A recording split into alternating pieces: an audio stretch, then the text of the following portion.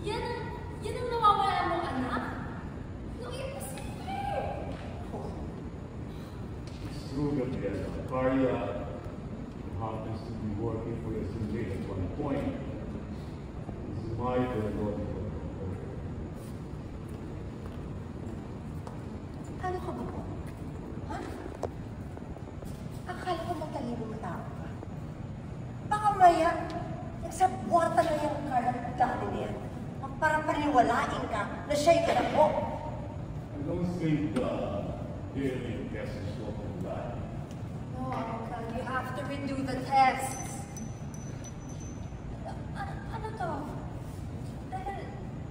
Dahil siya ang tunay mong anak? Siya na yung karapat-dapat na magmana sa kumpanya mo?